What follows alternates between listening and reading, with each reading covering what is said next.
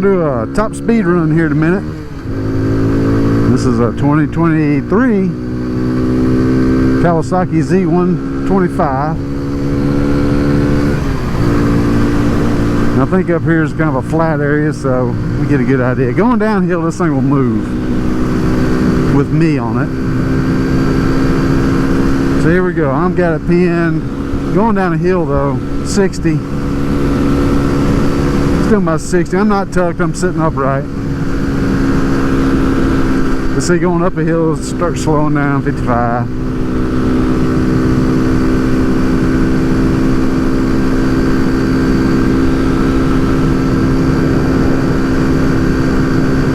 The throttle's pinned at the moment. Of course, this is 4-speed. Kawasaki hadn't learned you can put a 5th gear in this thing yet. I don't know if it really needs it, honestly. I mean, the end result's the same as a 5-speed. You get the same gear ratio for the top gear. But see, I'm going back up a hill. I'm still pinned. This slowed down to 50. I am pretty heavy for this bike. Probably with all my helmet,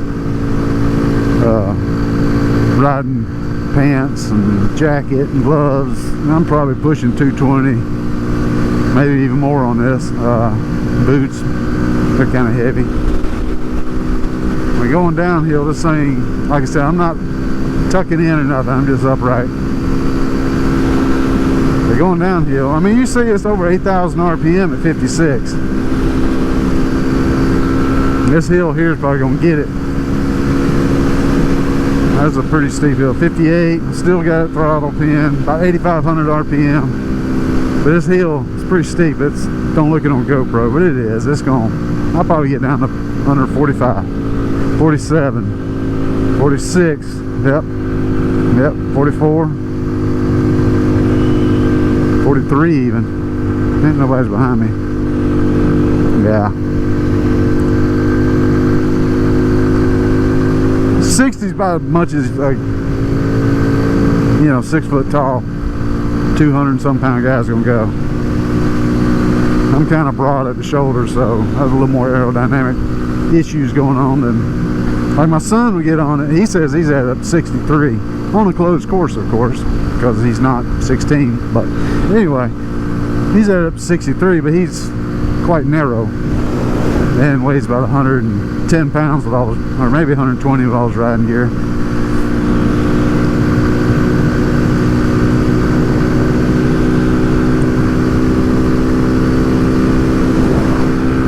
So let's see what happens if I kind of tuck it in a little bit. 60, 58. Don't really seem to help that much.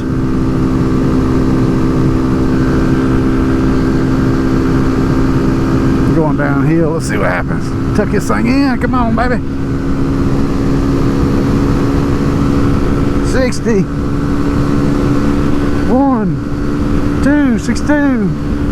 I'm gonna go ahead and throw it out. 62 about it, and that's for going downhill short periods of time. I won't call that. At least indicated. It may be different GPS. I haven't tried GPS yet. But one thing I will say about this thing, as far as the braking period, I don't know if y'all followed any of them videos, but when I first got it, I was kind of babying in that first 100 miles, and this thing was actually burning quite a bit of oil. It don't hold much to begin with, so if it burned a little bit, you know, I was always adding. And after 100 miles, I said, you know what, this is taking too long. Screw it, let's just ride it like I'm gonna ride it. And the crazy thing, it quit burning oil. It was fine after that. I think it needed to get romped on a little bit, you know. But this thing it is quite buzzy. Anything over 45 miles an hour is kind of buzzy. It's not as comfortable riding as a bigger bike. They are fun for what they are, but I would not make this a beginner bike, and I would not make it my only bike.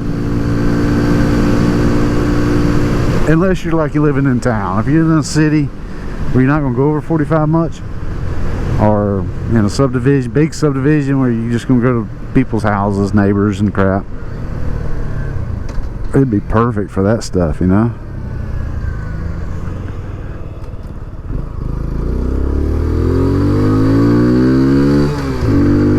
So this road here, the speed limit was 55, and they're not going to be happy with me.